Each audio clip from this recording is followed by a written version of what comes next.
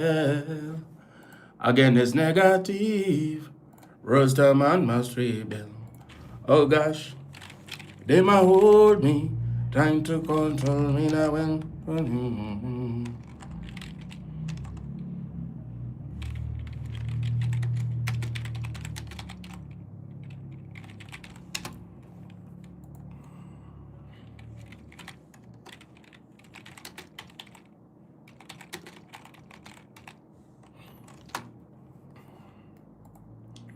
It's only time alone will tell. Again, it's negative. Rastaman must rebel. Nairobi Daily, niaje. They might hold me, trying to control me now when they might let go loose. You're fighting against the righteousness, you're fighting against the truth. Are you afraid of the words and the power that put up? Telegram yangu linki kwa bio. Nimeleta imeanza mpya, mmenisumbua mpaka nimeanza mpya. Waseni aje. By the way, nataka tu sijui kama watarespond, sijui kama watatujibu. But nataka tu call hiyo AAR hospital, sawa? Kuna information mimi nimepata na nimeshare na Wakenya venye imekuja. Kwamba kuna foreigner amekuja hiyo OC, amekuja hiyo OC na akona symptoms inakaa za corona, za Ebola. So wase wamefanya nini? Wase wamegwaya. Huyo jamaa akakataa anataka kwenda home, ikabidi akuwe quarantine cha lazima.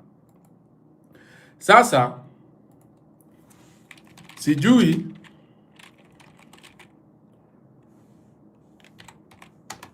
kama ni hype ama ni ukweli, but tunaweza pata tu anza kutoka kwa hiyo hospitali. Ama mnaona aje? Si we can call ama mnichoche hapa so that I can call. Yes, tumeambiwa kuna mtu hapa Roysambu, sijui origin wapi.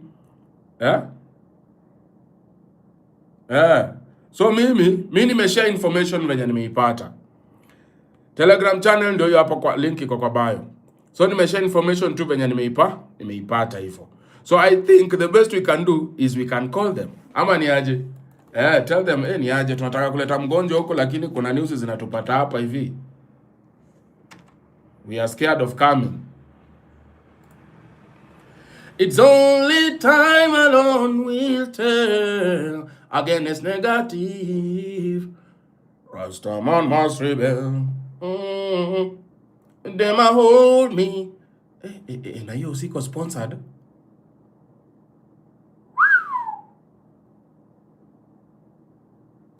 Okay. Let us do the thing. I go make them call me. I go make them call me. If they don't call me, I go make them call me.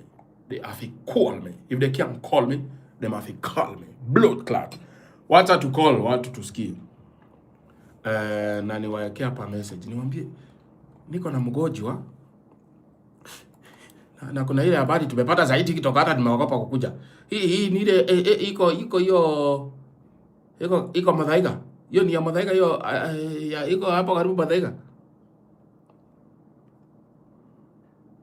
It's only time alone. Let us call these people and get to understand if there is something like that anyway. Right? Because inaweza kuwa tu ni tumechocho hapa tuingizwe maji. Unajua they know that if they pass information like that to me and I pass it to Kenyans, many people are going to get it. But at the same time, singechukua, unajua ingekuwa ni mbaya sana tuseme ni ukweli imefanyika, alafu mimi niseme tu hii ni ujinga mnatupima, so as to distract us, alafu ikuwe ni ukweli, unaona? So acha tu call.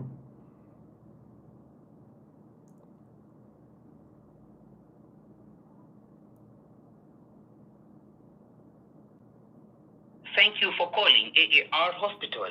Calls may be recorded for training and quality purposes. To reach the emergency department, press 1. To reach our billing department, press 2.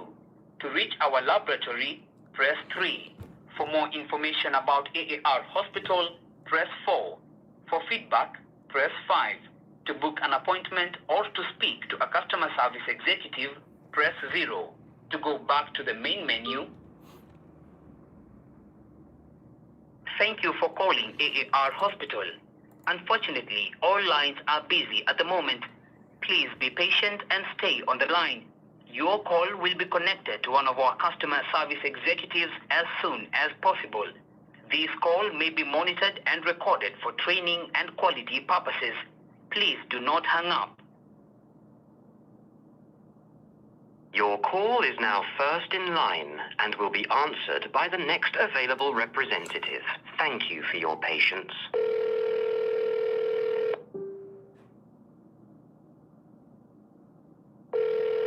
Your call is now first in line and will be answered by the next available representative. Thank you for your patience.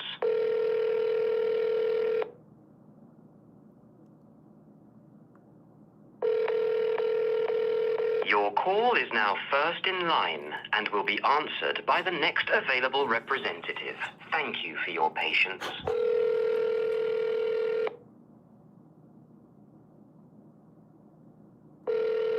Your call is now first in line and will be answered by the next available representative.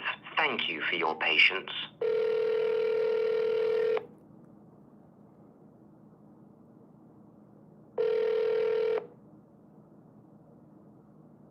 AAR Hospital is NHIF accredited and offers 24-hour emergency, outpatient, and inpatient services, in addition to various specialist clinics.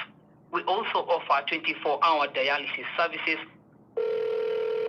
ICU, and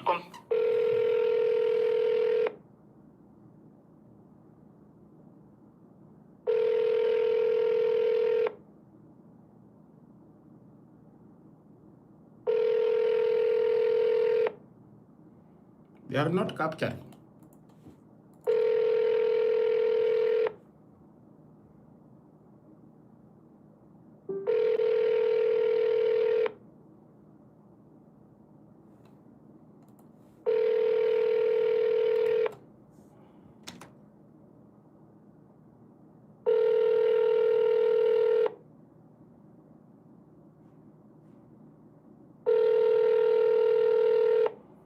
Ni 3-minute credit yangu inaenda tu.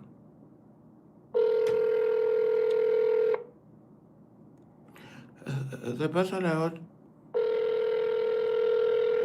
I got a power. Tuna call AAR hospital yenye tunaambiwa iko na mtu ako na corona. My goodness. Are you people, acha niwaulize.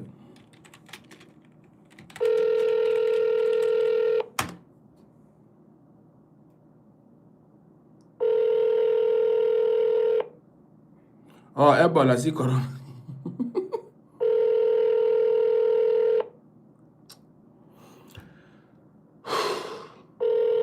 Hawana namba ingine?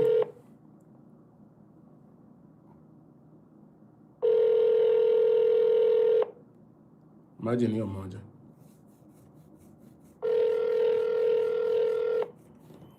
Or nawapigiana and they are watching us.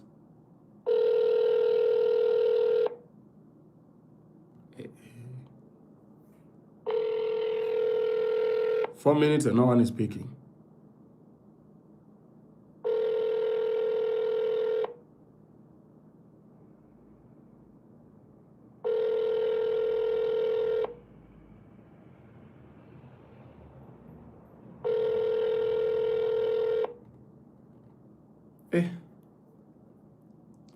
Kwani wanalala kwa kazi hawa?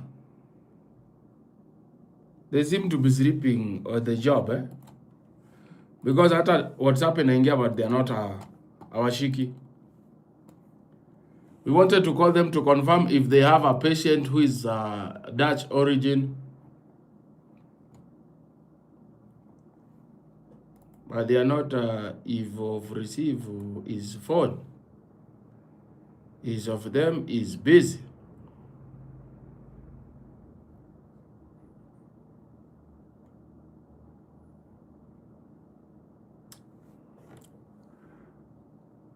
Iwa kwa di Kampala.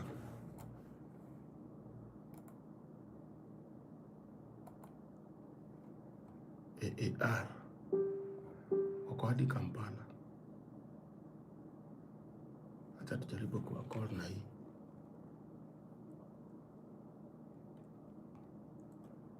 It was 7:30 655. Nilikuwa nataka kuleta shosho huko, lakini tumeletewa habari hapa kwa TikTok. Hati watu wanasema huko kuna watu wa Ebola. Nilikuwa nakufa na kioroko. Unajua hiyo kitu inaitwa kioroko?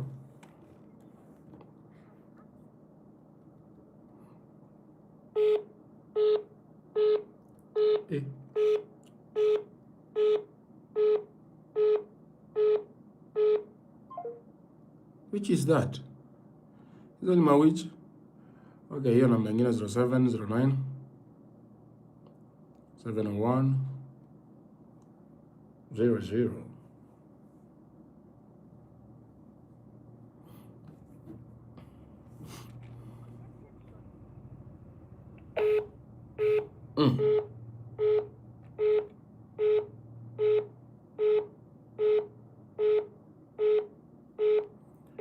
Yaani hizi mausi kumbe mtu anaweza piga na mtu akakufa tu kingojea hapo. Very useless. Leo unaweza songa ukingojea hawa si.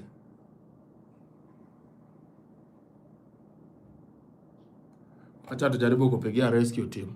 Juu AAR hospitali ya washiki umelala. Mwenye ako kwa nini kwa reception ni kama amelala hapa hata amejikojolea.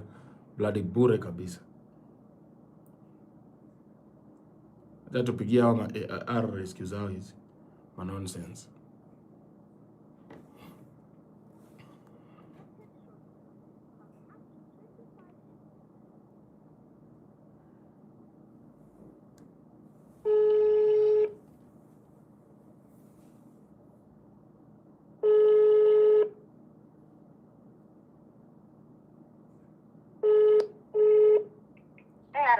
Good morning. Hello? Hello, good morning. This is Air Ambulance. Good morning to you. How are you?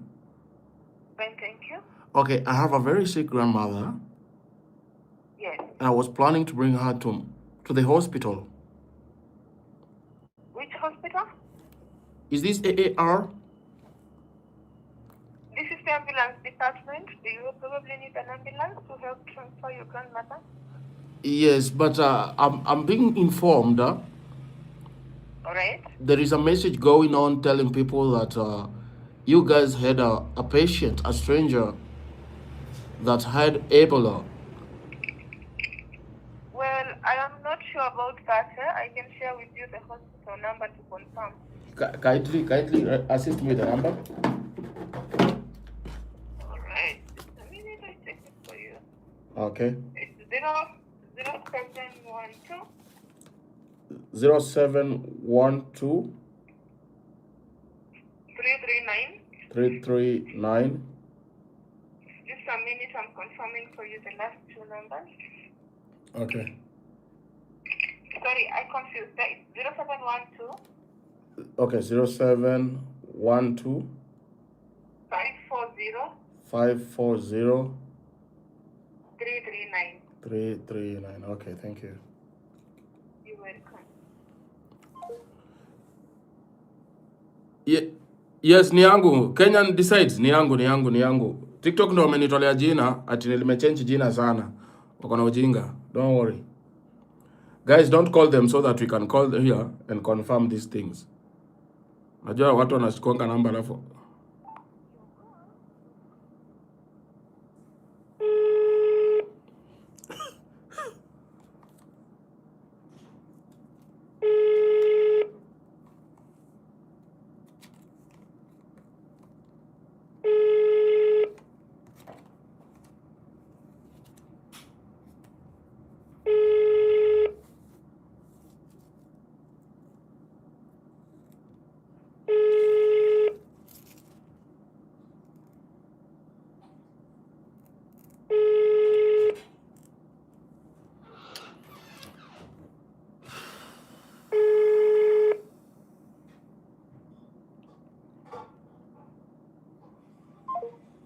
Imagine these guys sleep on the job. Kwani mtu amelala haki ya nani? Ng'ombe sana.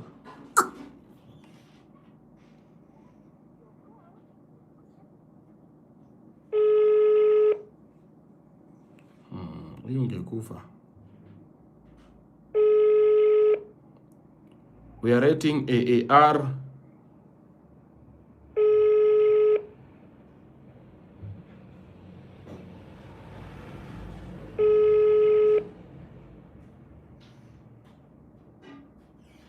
Zero.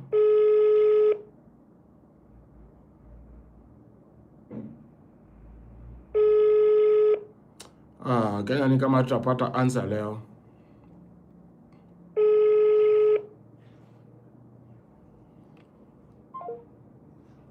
Hawa nalala bure kabisa. Bloody fuckers. Them sleeping, man.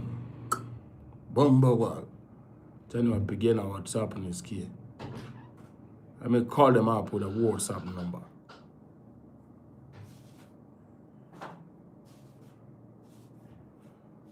Aya, hii namba yao huwezi call. Okay, wacha nijaribu ni wa call nayo ish. Mnalala kwa kazi hata hamna adabu.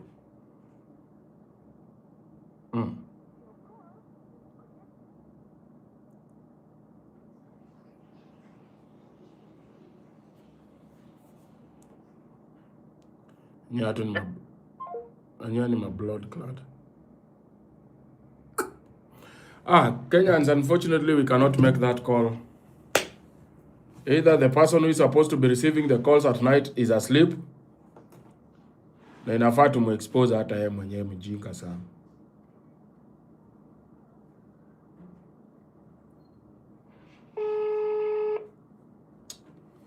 Ametuangusha.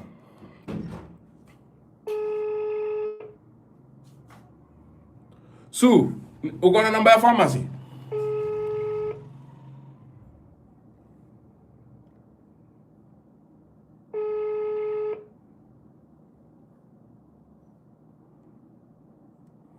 Kama uko na namba ya pharmacy, leta tuwapigie. Hello Steve, how are you?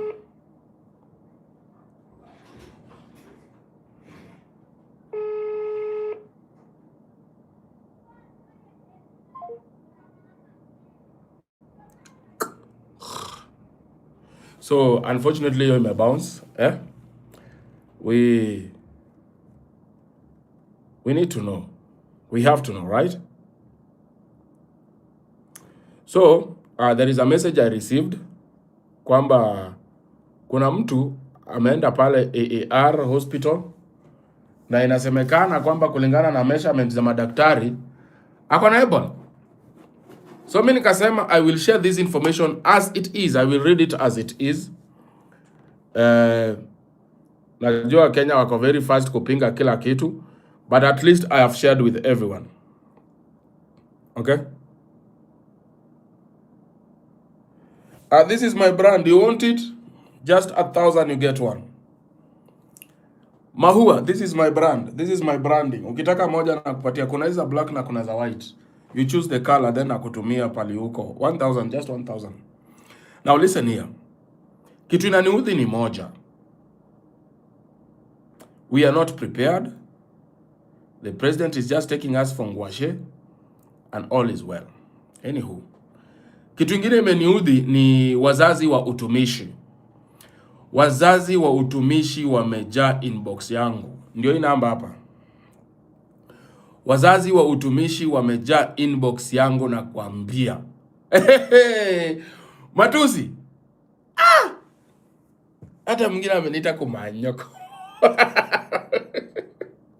Ni kama mimi ndo niliweka CCTV ndani ya room ya wasichana. Cheki, this is what has happened, okay? The school was suspected of malicious and suspicious closing of the door, and students died in a dormitory which was on fire. And most of the time, what is referred to as accident ya stima, now this time it was captured on a camera. And clearly it shows people setting up fire. Mimi sijasema ni mtoto specific mgani. Nimesema tuko watoto 8, unaweza ona wale wawili ndio wanaenda wakiwasha moto. Wazazi ati wanaanza kuuliza stupid questions, what were the CCTVs doing in our kids dormitories? Shenzi. Kama wewe ni wewe mzazi na uko hapo wewe ni matako na sikuogopi, nipeleke paluta nipeleka. Mtoto wako kama amechoma wenzake ashiku afungwe miaka atoke akiwa 50. Your video si AI. Kenya decides it's not AI. It is not AI. Okay? Na wenye walichoma walitorokea wapi? Kwani ukiwasha moto nyuma yako na washa ukiwa mbele? So unasikia hapo ilikuwa ni pali ya juu, alafu kuna downstairs. Ama ukusikia Citizen ikisema floor ni mbili, kuna floor ya juu na kuna floor ya chini. Sasa wenye walikuwa wajapita pale kwa moto venye ilikuwa imewaka kwa hiyo hallway, hawangepita ndani ya moto. It is common sense, yes. Common sense, yes. Lakini pia mademo wanaga hesabu. Niko sure wanaume bado wangehepa hiyo kitu. Hiyo moto ilikuwa shika ile mbaya ati wezi pita. Hiyo mungeshikanisha mattress muingie nayo. Ingeenda hata kabla zishike mungekuwa mmepita. Watu wangekuwa napita na mattress, lakini wakakuwa waoga, wakasimama huko kando. Wengi walisuffocate na wengine wameungua beyond. Then there is something that is happening. Let me even go further. I received also a message from parents. Wanatishiwa ati watashikwa na ma DCI wakiongelea video. Okay? I received that message. Nilisema nitaishare by the way. It is in this, which account? This one or this one? Message. Is it in this one? No, it is in iko kwa hiyo account ingine. Unfortunately, that is the one I am streaming with. So, ati wazazi wanatishiwa, ukiongelea story utashikwa, ati hao watoto wenye wamechoma dormitory ni watoto wakubwa ni watoto wakubwa. Sijui ma politicians, hao ndio wamechoma hizo nyumba. Hiyo dormitory. So nikasema I will share with you, but guys I forgot. You know you cannot remember everything, yeah? So I forgot to share that, but that is what parents are going through. Na mzazi kama unaenda through, if somebody threatens you directly, you let your message. I will share it with the public. Is there maandamano tomorrow? KD. Nyinyi ndio mnatakanga nishikwe nifinywe. Tafadhali wachana na mimi, nawajua sana. Wewe utaona kwa TV. Mimi sio TV. Nyinyi. Last time you guys arrested me mkaanza kunifinya vimakenda ati I organize people to go for maandamano. Wachana mimi, pumbafu. Anyway, let us focus. So wazazi wana complain ati CCTV zilikuwa zinafanya nini kwa dormitory za watoto. Sasa wewe una complain CCTV zilikuwa zinafanya nini kwa dormitory za watoto sababu mtoto wako ako hai. Go explain that kwa mtoto mwenye ameungua amekufa. Ama kwa wale majeruhi. Na by the way the number is not 16. Inasemekana watoto wanafichwa, wenye wamekufa ni wengi. Inasemekana allegedly. Wenye wamededi ni wengi na wanafichwa. Na kwamba kuna wakubwa, kuna wazazi wa wale watoto wanatishia wazazi wengine ati huyu ni mtoto wa politician, ule ni wanani. And some of the children actually who are captured on CCTV burning the entire dormitory. Sababu mzazi ni mkubwa, shule ilikuwa imemwachilia kaenda home. Polisi wanaenda kumshika home. Can you imagine? Can you imagine? Ni mzazi ni mtoto wa mkubwa.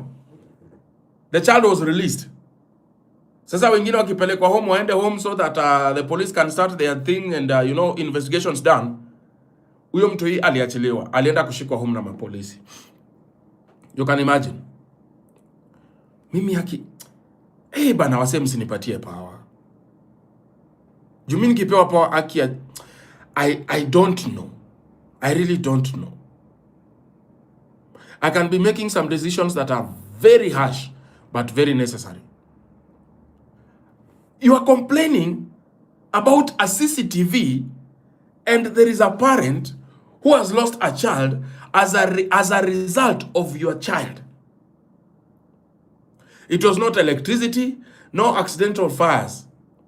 Your child went to every bed, every dormitory, confirming they are all asleep, to set fire on the doorway so that the rest of the girls can die. And what you are doing is complaining about a CCTV.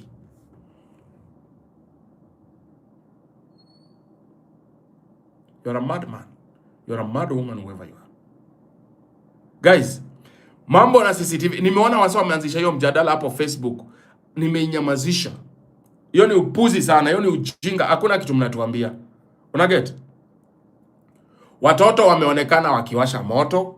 Wewe unatuambia ati CCTV nafanya nini kwa dormitory? Ati tuanze hapo kwanza. CCTV nafanya chenye ilifanya. Ilionyesha mtoto wako ni muuaji ng'ombe. Ama unataka nikwambie nini? CCTV imefanya chenye ilikuwa inafaa kufanya. Kuonyesha mtoto wako ni muuaji, amechoma wengine na wamekufa. Na wewe ni mama ya muuaji na baba ya muuaji. That is what you are. Ulikuwa unataka tuseme nini? Kwa sababu guys, as much as the government is not that friendly, it is okay.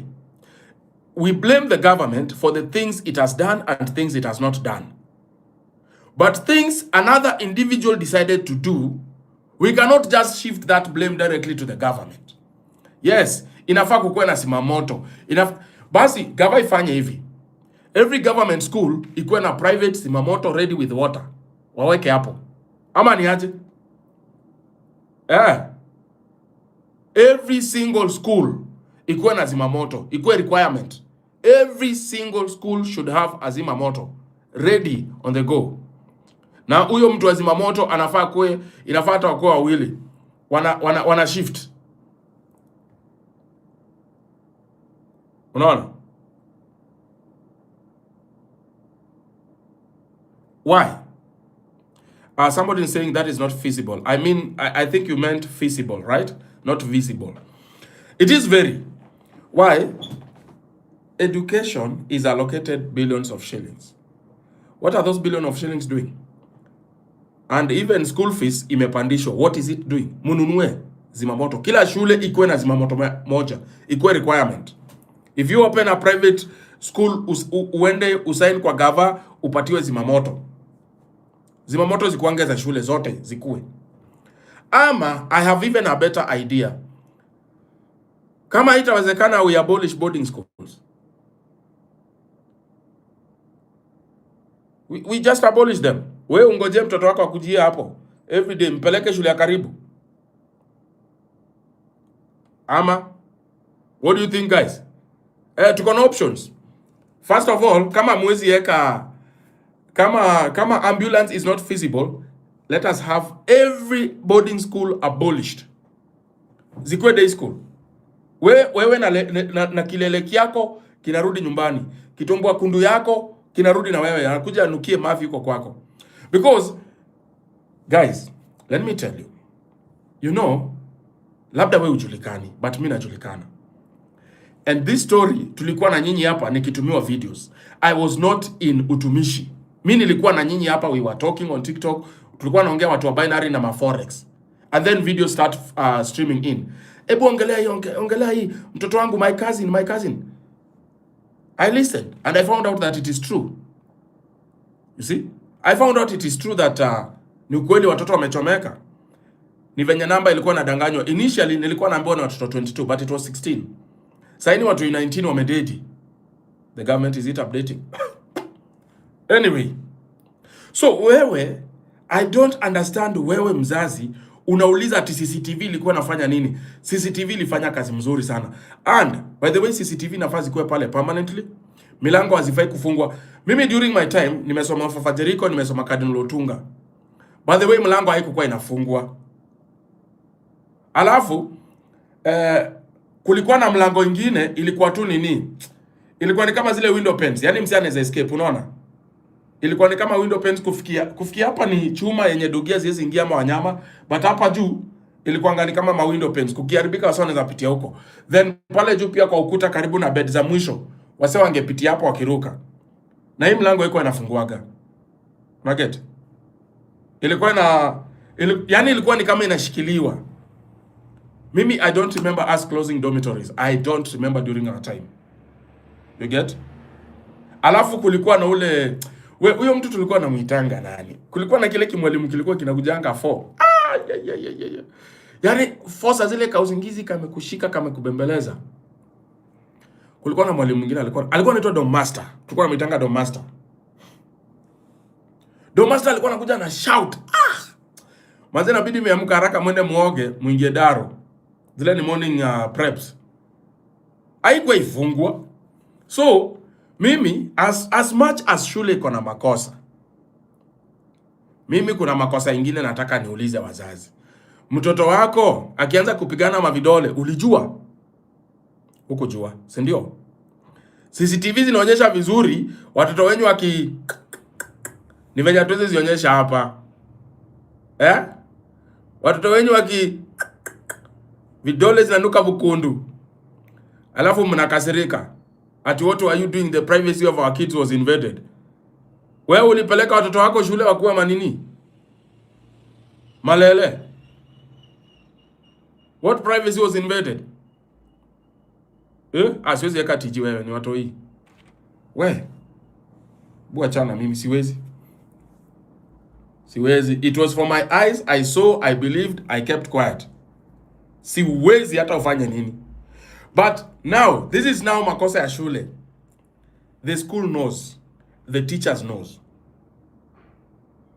Sawa, shule inajua hawa watoto rivalry yao imekuwa over girls. Girls over girls. Tule tumeona tukikuja bomb tu tukikuja wanajifanya godmother. Unaona? Alafu wamekuwa wakipiga wenzao mafinga day. Yaani nakwambia matangazo yenye nimepata ni mbaya sana. Wengine hata tubwenye tuklit. Tumaragwe tumetolewa ngozi. Maragwe na albino pink kabisa imetolewa ngozi juu ya mafinga huko ndani. Ni kitu cha kusikitisha. Kitu cha kusikitisha sana.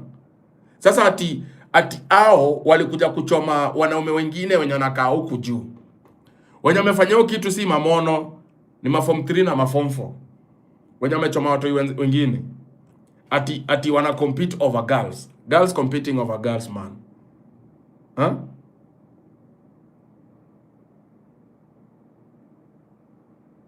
Girls competing over girls.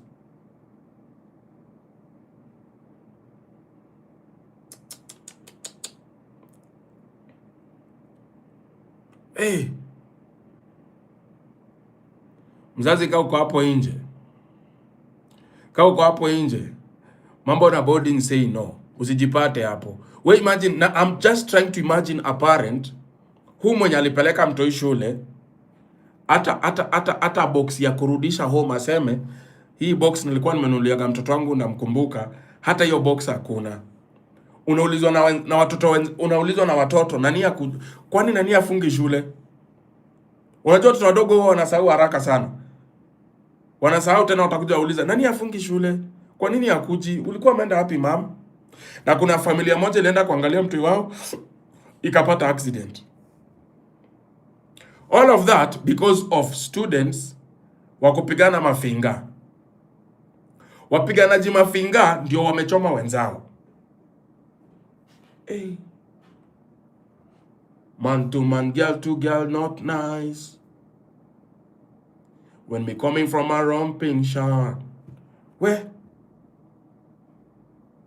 So for me, this is what I want. And this is my suggestion. And I want you Kenyans to boost me. We should abolish all boarding schools. Teachers have become lazy. Teachers have become coward. We have cut the fingers of teachers. Ile kiboko tulikuwa na chapwa zamani, wewe hata ungenusa matako ya mwenzako. Atunekaje kidole kwa haga man. Unachukua kidole unaweka kwa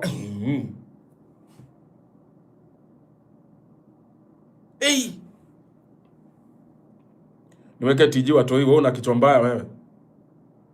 Sikia kingine atiweka tiji. Siwezi weka tiji hizo video. Ni watoi. Watu wenye exposing ni ma celebrity wenyu. Lakini siwezi weka watoto kwa Telegram, shenzi kabisa. Okay? But watoi wengine ni master bana. Wengine wako na mabwenye bigi. Wanaingiza hadi mkono. Watoi wa utumishi kimkono hivi. Okay, yangu ni bigi. Forgive me, yangu ni bigi. Lakini wanaingiza na kimkono bana. Nilikuwa nafikiria hata anazaa.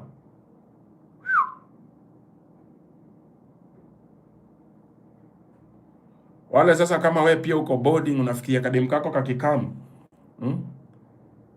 Ati mtanyanyuana, unapata ni mtaro na shindo, kwani mwalimu alikuwa anakudinya nini?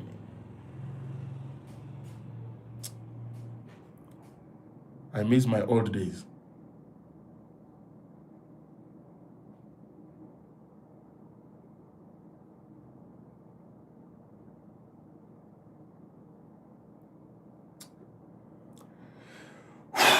Our children. For me,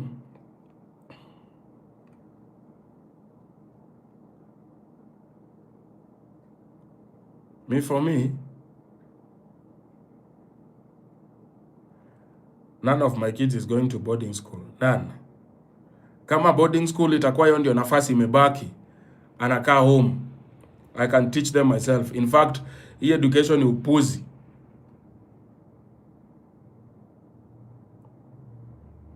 Hii education ni upuzi. Guys, make sure you follow me if you have not followed me. Because I'm trying to...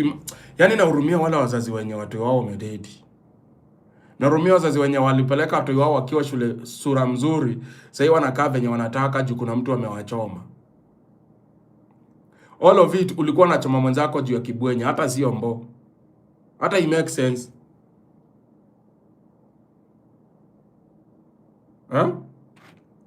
I make sense.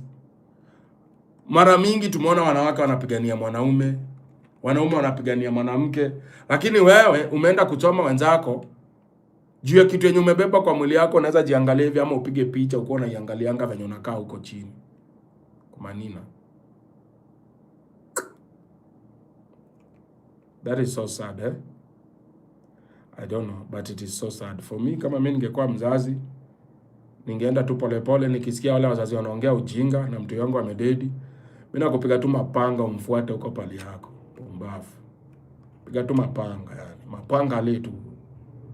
Mwambie tu yani mtu yako amechoma wangu alafu unaropoka. Mapanga ale. Utawe jizike jo.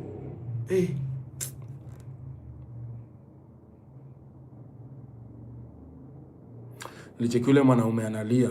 Kuna mzazi hapa mwanaume alikuwa analia. Just tell me where my daughter is.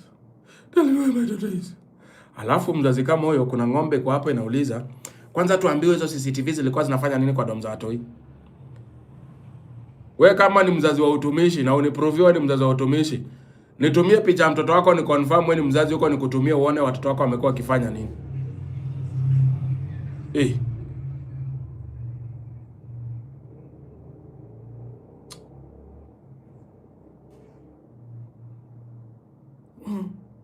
Wote wanaingizana na mkono bana, mkono mzima hivi.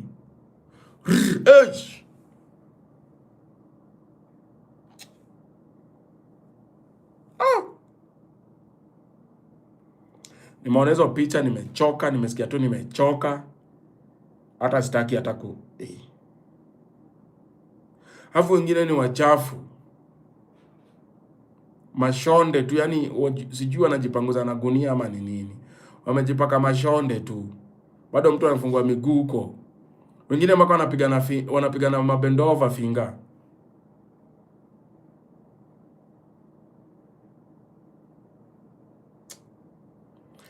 Watoto wetu haki. Sasa hii pia ilikuwa tuangushia gava. Mimi nasema cheki. Two wrongs cannot make it right. Gava iko na makosa yake sawa. Lakini pale kuna makosa imeonekana wazi, gava inaingilia wapi? Hata ungekuwa hiyo gava huwezi kwa kila mahali. Sema tu kweli. Wazazi ni wa accept responsibility. Nyinyi watu wenyu wamechomwa na watoto wenzenu. Wamechomwa na watoto wa wenzenu. Responsibility lies to the parents of the kids who committed this. That is it. The parents and the school and the sijui nani, whoever was in school, all of them, the negligence is supposed to be transferred to the what do you call those? To the parties concerned. Gava ilaumiwe no ambulance. Gava ilaumiwe hawakufanya ile, they have not been doing proper surveillance to schools. Ilaumiwe na vitu zingine.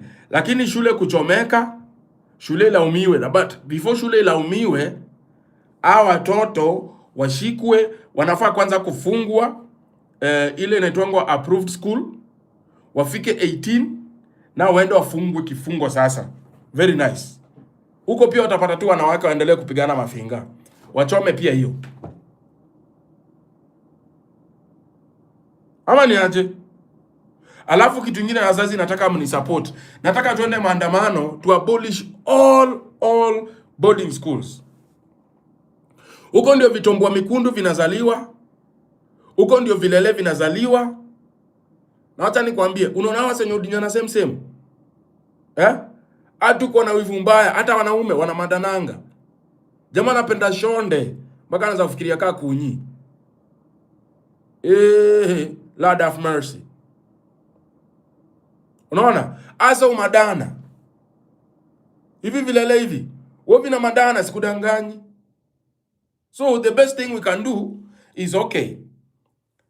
Mzazi pali uko karibu. After all, wacha nikwambie, it doesn't matter. Hizi shule hata mtoto akisoma shule mzuri aje, akitoka tu nje anakosa kazi kama mwenye alisoma kajinga hai. That is the truth. Hata ule mwenye amelipua school fees 600 per month, akitoka huku nje, utapata huyo mtoto anafanyanga, what do you do for a living? I take care of the business of my father. Yeah, no, I just oversee the workers and then I go home. Yeah, something like that, cool, but you know, man has got to do what he has to do. No, man has got, umepewa na baba yako. So that the reality is, hata wasome shule mzuri aje, Gava does not help these students. Ni watu wangapi mko hapa mnani watch, umekaa miaka 5, miaka 2, miaka 10, hauna kazi mpaka ukaamua ukue kazi yourself, ukaanza ka biashara kako, na uko na makaratasi ziko huko unaonyeshanga watu ulisoma. Ni watu wangapi? Si mko wengi? What does that mean? Nyinyi mlikuwa wajinga kupata hizo madegree, hizo madiploma, hizo sijui manini. Hamkuwa wajinga. But who failed you? It is your government. So the idea that my child must go to a boarding school, no. Mimi nataka tufanye hivi, wase. Niko na idea mzuri sana ya kuweka discipline kwa watu wetu. Watu wasome boarding school, wasome day school, wote. But before join university, unakuwa na mwaka moja. Wapi? NYS.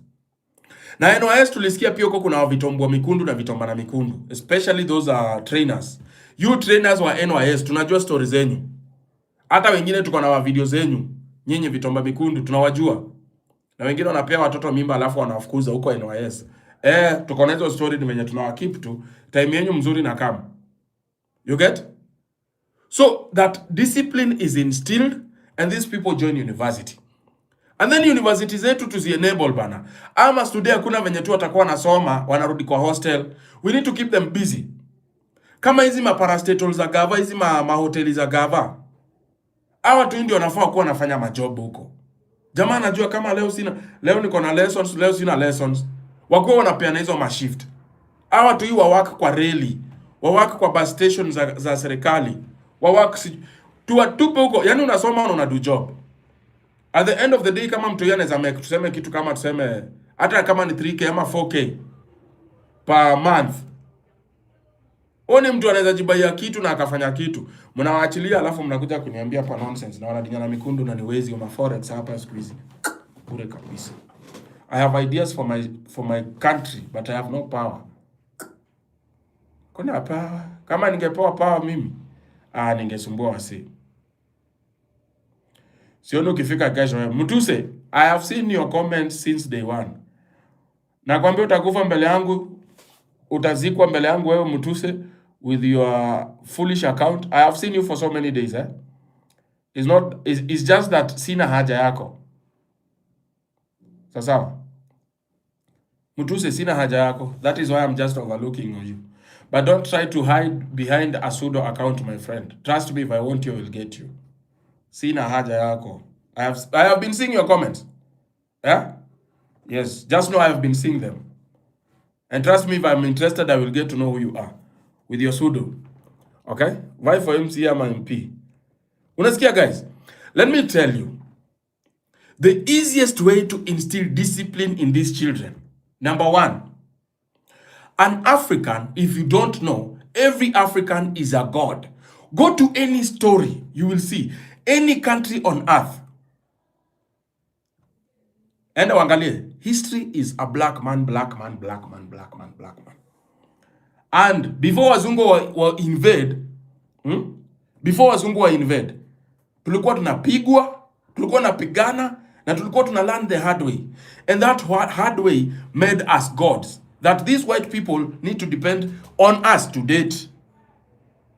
Even our countries. Right now, President Ruto na kirende yake. Sindi hao wanataka kusijui wamepiga biashara ya kutuibia madini hapa. It is in Africa. South Africa kunaibwa. It is in Africa. Tanzania kunaibwa. It is in Africa. Congo kunaibwa. It is in Africa. Sudan kunaibwa. It is in Africa. Nigeria. It is in Africa. All of it is in Africa. We were born gods. And gods are not forged by, mommy, why are you doing this? This is so wrong. Why would you slap the other one? It's not right. Oh my goodness. I'm going to tell your father. Z. Ra. Mtoi factory setting. Anarudi fiti. Anajua result ya mimi kubully others. This is what happens when you bully people. This is what happens when you steal. This is what happens when you do this and that. You remember guys, kama mlikuwa hapa jana, yes. I realized my son had stolen a marker pen. And he lies to me on my face, he was given a marker pen. And then I asked him, okay, hii marker pen, nani alikupea rafiki yangu? Mnatumia marker pen shule? Nyinyi huwa mnaandika na marker pen? Hapana. Alikuwa anafanya nini na marker pen? Atini yake tu alinipea. So alikupea marker, no, uliiba marker pen ya mwalimu, my friend. And let this be a warning. Because next time ni mangumi. Sikudanganyi. You get? These ways of trying to be so much westernized, it has led our country into the quagmire of poverty, wars, and integrity is no longer there. People value Mekundu and Vikuma over discipline and self-respect. Tuko sawa?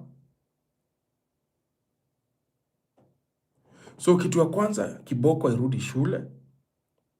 That is number one. Number two, we abolish all boardings. We just have to abolish them, all of them. Number two, we take back our teachers to training. Number three, we abolish all the system, all that mode of education. Sijui nini, uto tu vitu tuote, sijui grade nonsense, uto tu vitu tuote tukuwa abolished. Tuote. Then we go back to the sitting. What does Africa need? What does Kenya need? You teach a Kenyan problems that are affecting Kenya. Because at the end of the day, any one of you looking at me, you're making money because you're solving a certain problem in Kenya. You're not making money because you learned aeronautic engineering and you're not doing anything to do with planes. Oh, sijui, I went to study atomic engineering. What atomic? To apply where? We have to have the mindset that the skill I am learning here, this person can go to China and be in demand for the market. This person can go to US, can go to any other country and be in demand. Sasa wewe unafundisha watoto Paleolithic period. Paleolithic period. Sijui Pangea and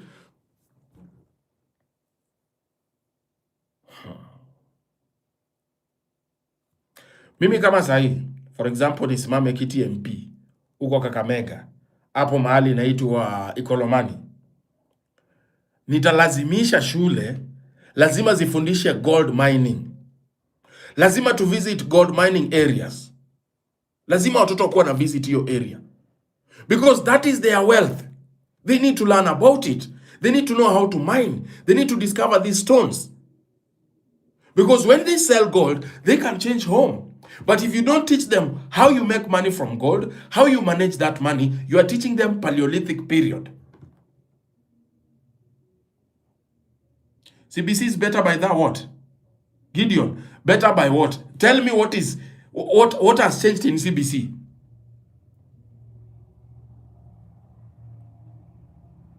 What? Asking children to go and come with eggs so that teachers can boil. What has changed with CBC meleta nini? What changed? It is expensive for nothing. If you ask me, I will tell you CBC is expensive for nothing. And people implementing CBC, they went a training of 1 month. To study what? Come with a fruit, we eat.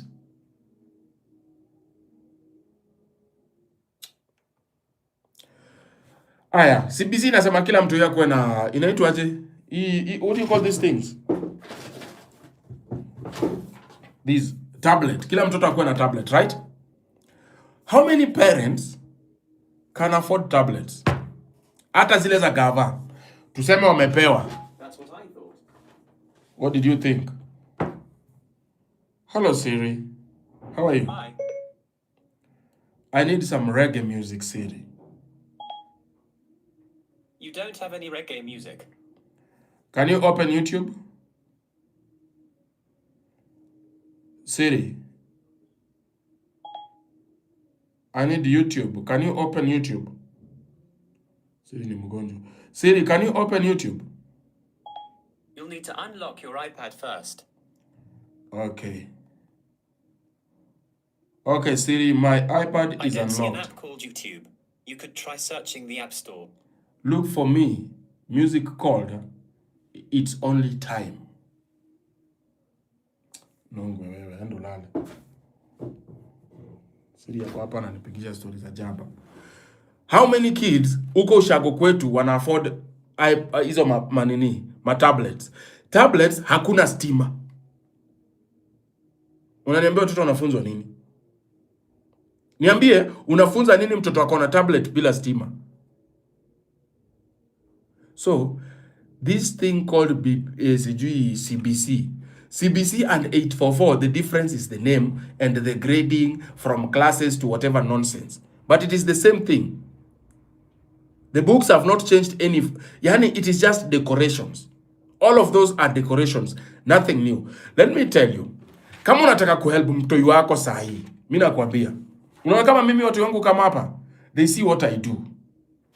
Wachana na hizi mambo za media. Apart from media. Though at times they watch me as I talk to you guys. I have observed the two. One is so preserved. That is Chance. Chance is so preserved. Yeye anatakaga tu mambo ya computer, afanye vitu nyuma ya tent. Lakini Alu wants to be at the front. Alu wants to be on the screen. So najua uni mse mwenyewe nikimdirect media wise ni mse atabambika sana. So hiyo ndio line yake, mimi nishajua. Line ya umse ni kutaka kuwa entertainer ama mwenye habari ama vitu yote, anything to do with social media. He's very social and is very, outgoing. And I look at him, I see me. So I say, okay, huyu, this is what I want to shape. But mwingine, huyu maybe akuwe editor, akuwa na edit videos za brother yake, they can be eating together, I teach him editing videos. But what are willing wafundisha programming? The two. Moja ako 5 years, mwingine ako 13. I am teaching them programming at this level.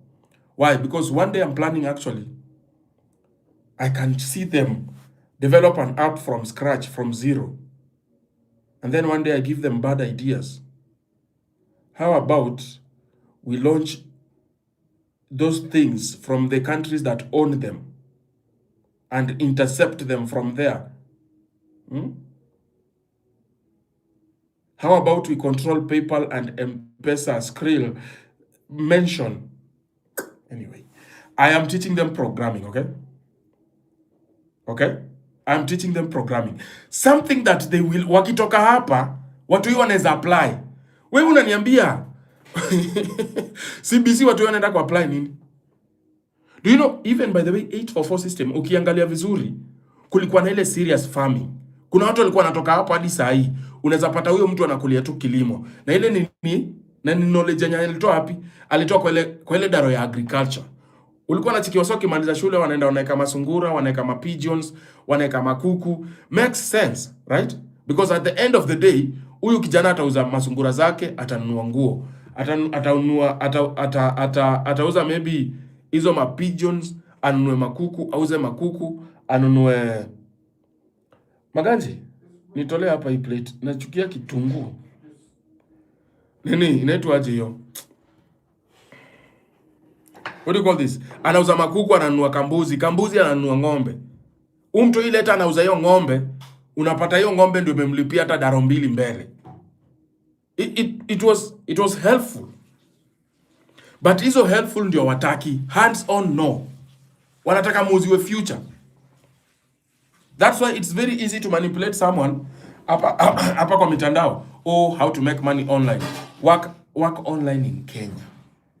Atichatisha wazungu. Hey. One day if I become the leader of this country, one day, I'm telling you guys, it is better to be hated by a few people or to be hated by everyone. Sawa. But you make sure that these people can eat, can sleep, and with the hope that tomorrow they also can stand a chance to make it in life. I think that is better. Rather than kupendwa and I do a lot of nothing. Which one do you prefer, guys? Which one do you prefer? A person who is so much loved and praised doing nothing, or a person you don't want even to see their face, but work is being done? Unaget? Mimi nakwambia, mimi one day if I become the president of this country, I will not have discussion with stupid MPs. Mimi kwanza kama ujaenda shule, mimi nakwambia tu, nitaenda kwa hawa watu nitawainsert, nitawaambia no, hamwezi elect mtu ambaye hata hajui laws ni nini. Hajui laws za country, hajui anaenda kufanya nini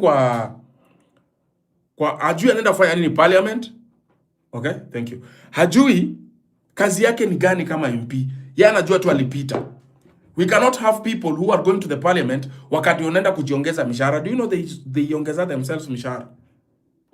Hiyo siku ndio tunaona Oscar Sudi pale. Tunaona Oscar Sudi, yes, of me, yes, yeah, me, of course, yes.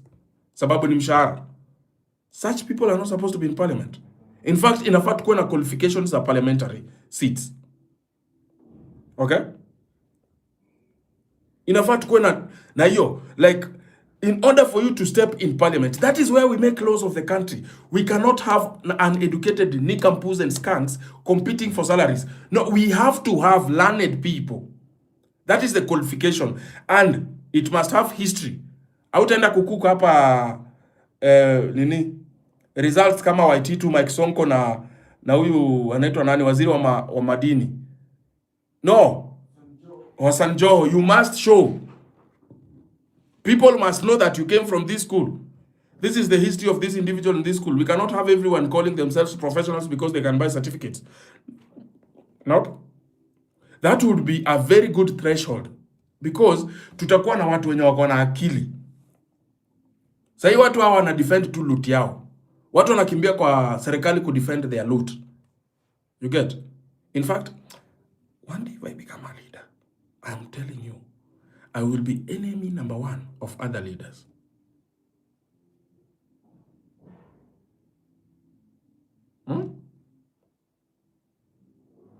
I will be enemy number one of other leaders. Because if you can't deliver, you will not drag me behind. No, I am not going to be dragged behind because of your stupidity. I am coming for you, and trust me, it will be very bad for you. This country is crying because of Ruto. But Ruto is not the problem. The problem is our MPs, uneducated fellas, who cannot even stand for anything. All they stand for is for their stomachs to be full. If these people who are fully educated have at least stand for something, they would have all come together and said, since the president is not performing or is not meeting the desires of Kenyans, the manifestos that we promised Kenyans, nothing has been fulfilled. I think he's not fit for the office. Yes, we think he's not fit for the office. They go there, they start their debating, and then do what? Impeach the president. But they cannot. Why? Because everybody's looking at nimeshiba. Wewe Ruto nimesikia ule umempatia milioni moja. Mimi hata mimi nipatie milioni bwana. Kama isi hivyo wacha nianze kuleta kelele. Wanakuja wanakutumia kama bargaining chip. Okay? They come to use you as a bargaining chip. We can stop that nonsense.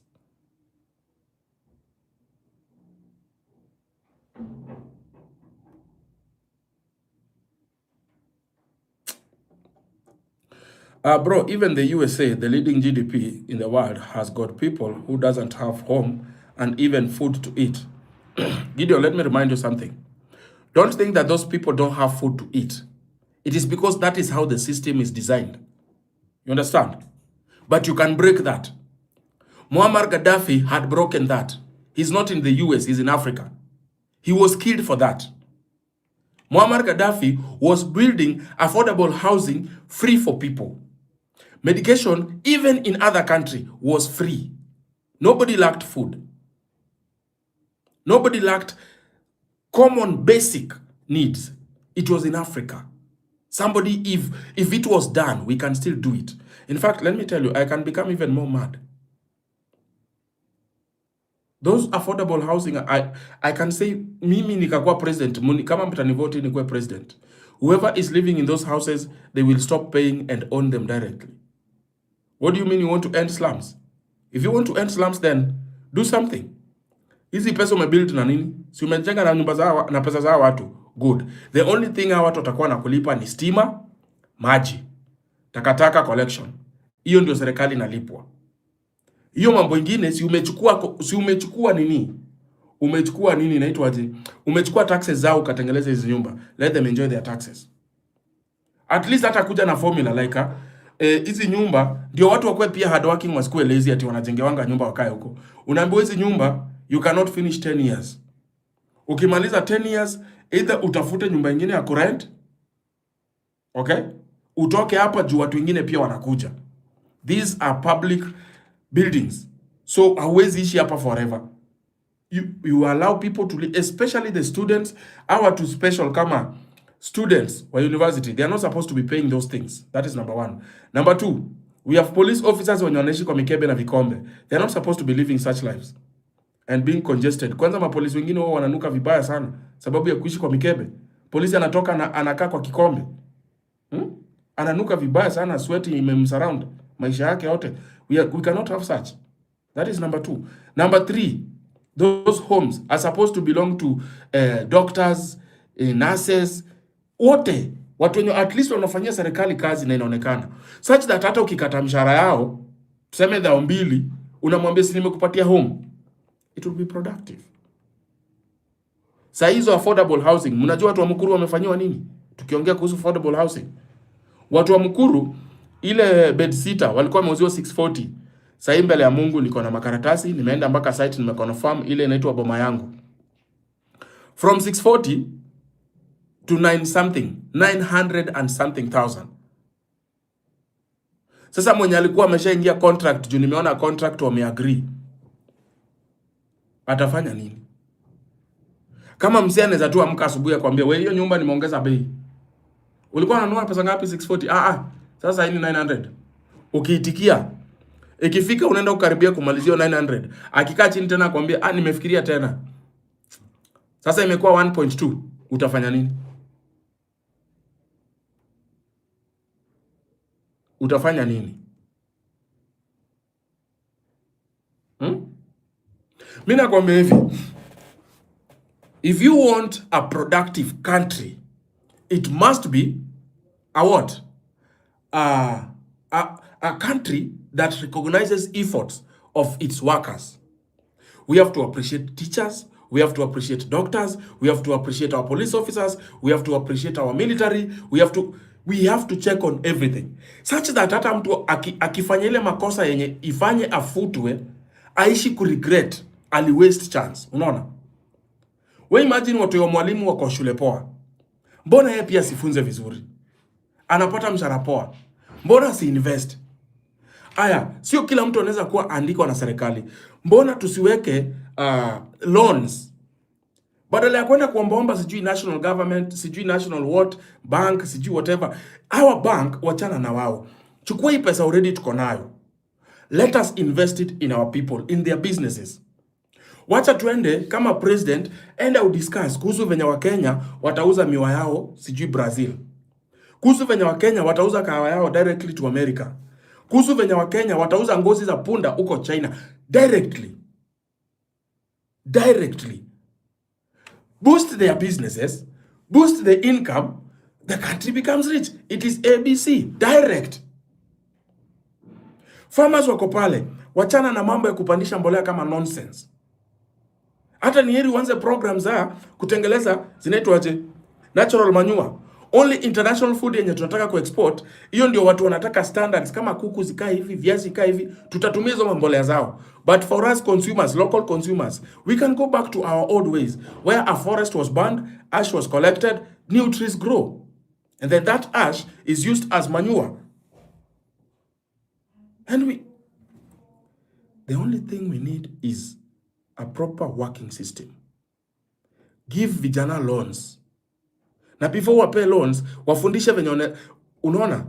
One of the failures of our system, of our entire system, not just the government, even from school. Somebody will teach you how to become a doctor. They will never teach you how to bargain your salary. Somebody will teach you business classes. They will never teach you how to start one and how to manage it.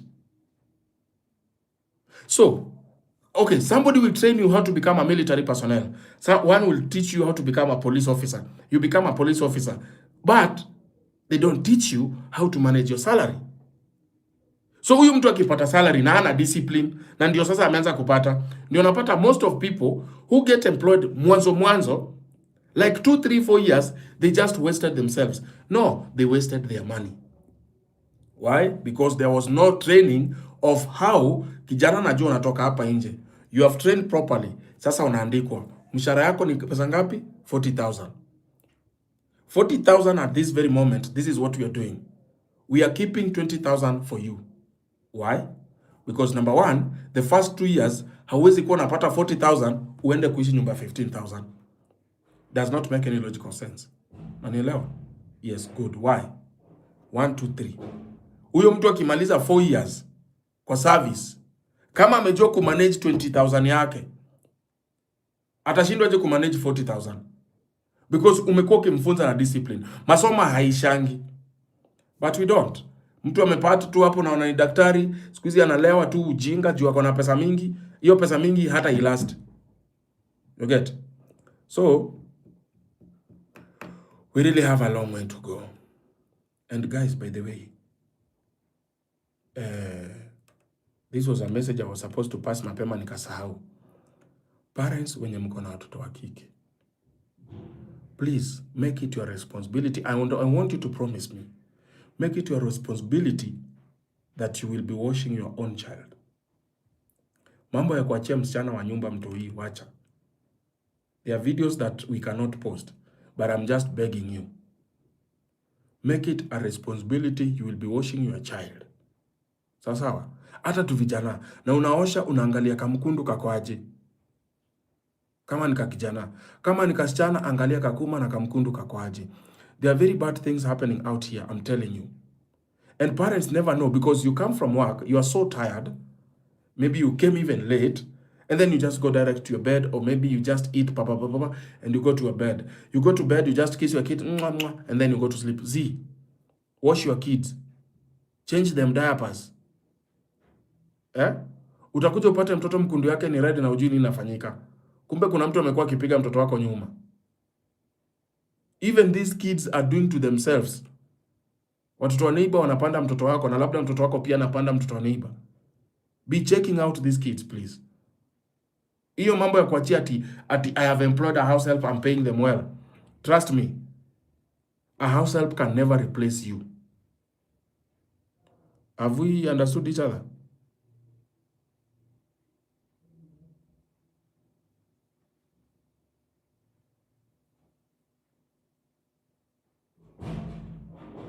Have you understood each other?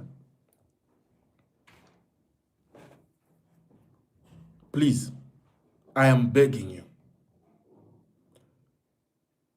Chungulia watu wako. Hata kama wewe ni mimi, I'm telling you, I watch my boys, na mimi umwambie inama, naangalia, sawa, iko sawa. I realized, sometime back, my son, alikuwa anajikuna nyuma sana. Alafu anaanza kufanya tabia tu weird, huyu Alu. Aliona bend over. Nasema mtu ni nini? Mtu na unajua mimi kwangu TV TV yonwangi TV inakuanga kwa ukuta. Nikaanza kumobserve. Juzi nakwambia nilipiga mtoi kofi mpaka nikamhurumia. Mtoi unaona nimekuwa nikisuspect. Mtoi akakam akanifanyia middle finger. Alifanyia mwenzake. Alifanyia mwenzake middle finger, mwenzake akaniambia. Nikamwambia kama fanya hivyo venye umefanya tena. Umefanya fanya. Aya, hiyo inamaanisha nini? Mtoi akakuwa anatetemeka, I am sorry. Why are you sorry? No, inamaanisha nini? It means you know it is wrong, right? Who taught you it is wrong? Because whoever taught you is wrong, he was teaching you the wrong thing. How did you know this and who taught you? If you don't have an answer, what do you expect? Nakwambia ilimwangukia mpaka alikuwa ni kama alikuwa na dried makamasi ilifunguka.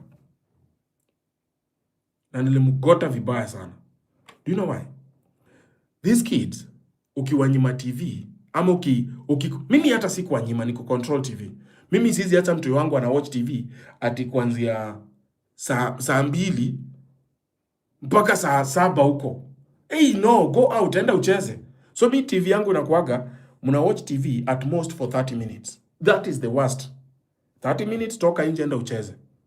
Or find something to do. Kama hakuna, create one. Chafua hata vyombo washe. You cannot sit on TV. So hawa wakakuwa wajanja. Kuna kakijana sijui kanachunganga ng'ombe za neighbor huko. Kumbe wanaendaga wana watch hizo mapon, hizo vitu kwa simu yako kakijana. And this is a 5-year-old. Sasa wewe ukienda kuwatafuta kwa wale watoto wengine wanacheza, my son is missing. Ameenda tu amekaa kwa hiyo simu. Guy, I'm telling you, I have these phones. They don't touch my phone. Hata kushika, hata Junior anakujanga kushika simu ananiambia baba shika simu yako. Yangu huwezi finya, huwezi angalia iko na cartoon gani? Which cartoon? Me, I don't watch cartoon. Why would I have cartoons on my phone? You see? So nakwambia nilimlima kofi vizuri. Nikamrudisha factory setting. Mpaka akanipeleka kwa kina huyo kijana. Nikampata, nikamwambia wewe kijana ni aje kama? Awende uchunga ng'ombe. Hebu nicheki phone yako kiasi. Hii ni phone poa sana. Trust me. Kuingia kwa simu nikapata hizi ndio walikuwa na watch. So I talked to the boss. Nikamwambia mtoto wako simutaki huko. Nikimpata huko ndamkatakata. Ingia kwa hiyo simu yake, angalia vitu zenye amekuwa akionyesha watoto wangu a 5-year-old. Alikuwa ameanza kumisbehave. Alafu anajikuna kuna haga. Sasa mimi nashindwa, mtu anaweza kuwa amepandwa jo. Uzuri alikuwa amepandwa. But I think alikuwa anajipiga mavidole. Nilimlima mbaya sana. Squeezy wanacheza, yani niko sure whoever they are playing with, they are asking themselves question, what if nikipatwa na mzee? You see? So please check on your kids. Bunnies, don't beat a kid, just talk with him. Bunnies, it is my kid, mine. Sawa? It is my kid. Okay? My kid. Wewe Lau and the rest, go train yourselves how to raise your own kids. Don't train me how to raise mine. Those are my kids, and that is where we draw the line. Naweza kakwambia vitu vibaya sana and you hate me. My kids are mine. Mine. I pay the food. I raise them. I pay the school fees. I know the hardship that I go through just to realize my child anadinywa nyuma. Hiyo puzi yako. Don't ever teach me how to parent my kids. GK, we have tried to call her, but unfortunately the hospital is not picking the call. Okay, we have tried so much to call. We have called several times, but unfortunately they are not picking the call. So we have not verified. It would have been better if we verified from the hospital, but we haven't. Okay? Maneleo, Patrick Amau, if you want to sleep, please go to sleep. It is my bed, okay? Karibu sana blackout. Okay? So, Bunnies, teach your child, teach yourself. Let me tell you. Mimi, guys, nimehanga ama niko sawa? Internet inaleta issue leo. Internet inasumbua, si no?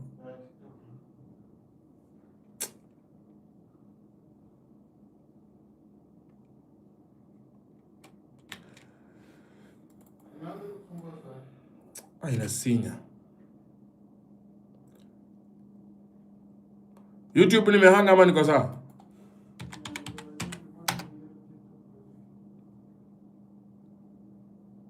TikTok nimehanga, si ndio? Inanisinya sana hii internet.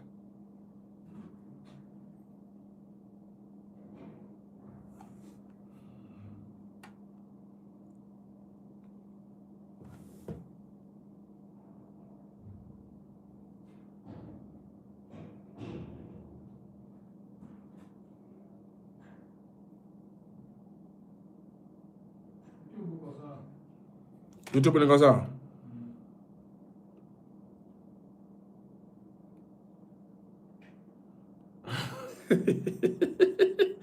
Patrick ambao matako wewe.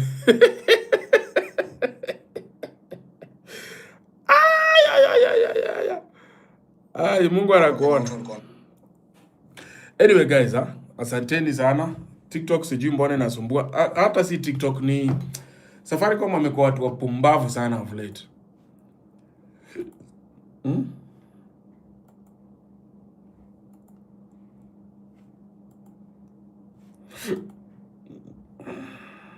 Somebody texted me, told me save Darius. So he's Darius. Anyway, asanteni sana Patrick, thank you so much for listening to my nonsense. Tutaonana kesho.